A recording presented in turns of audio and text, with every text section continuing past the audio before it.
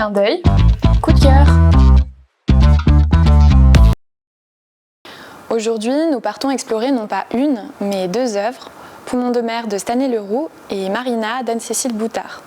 Ces deux œuvres ont fait partie de l'exposition Laguna Oscura, fruit d'une collaboration entre les deux artistes qui a eu lieu à la salle d'exposition de Guyancourt de novembre 2023 à février 2024. Photographe à l'âme d'aventurier, Stanley Leroux représente des espaces et des espèces naturelles, parfois menacées et peu documentées. Il montre l'image d'une nature puissante, spectaculaire, qu'il photographie d'une manière sensible et poétique. Dans son travail, la représentation du ressenti et du sensible compte davantage que le rendu documentaire. Anne-Cécile Boutard est illustratrice jeunesse. Elle commence sa carrière en tant que graphiste, puis se consacre à l'illustration, d'abord en Guyane, puis en métropole.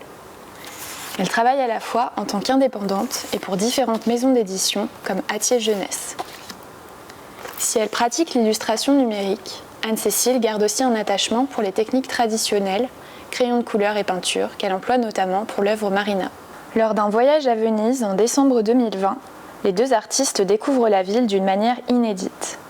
Due à la crise sanitaire, la cité des Doges est déserte de touristes et de locaux, ainsi que de toute la pollution lumineuse qui l'accompagne. La nuit étoilée de Venise leur tend les bras, laissant apercevoir les étoiles et la Voie lactée de manière nette, ce qui n'était pas arrivé depuis de très nombreuses années. C'est dans ce contexte privilégié qu'il s'inspire pour créer ces deux œuvres. Cette photographie montre une méduse au fin fond de la lagune de Venise.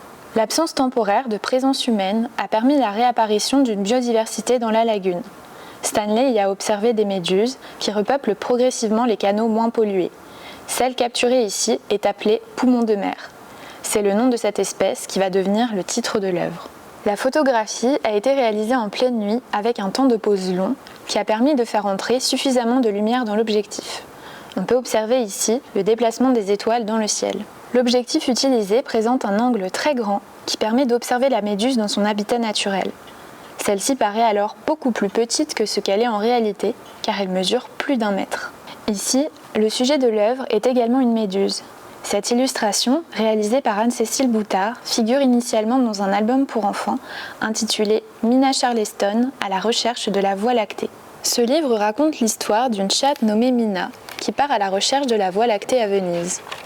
Au cours de son périple, elle rencontre différents animaux qui vont la guider dans sa quête au sein de la cité des Doges. Au cours de son voyage, Mina rencontre une méduse nommée Marina. Marina est également le prénom de deux dogesses, épouses des chefs élus de l'ancienne République de Venise. L'une eut beaucoup d'influence politique et l'autre œuvra pour le développement de la culture à Venise. Cet album est une collaboration entre Anne-Cécile et Stanley. La figure du chat représente en réalité le photographe amené à beaucoup voyager dans le cadre de son activité. Ces deux œuvres sont donc fondamentalement liées l'une à l'autre et permettent de découvrir la ville de Venise sous différents angles, pédagogiques, biologiques et artistiques. Le travail de ces artistes permet donc une lecture à plusieurs niveaux, à la fois pour les petits et les grands. Clin d'œil, coup de cœur.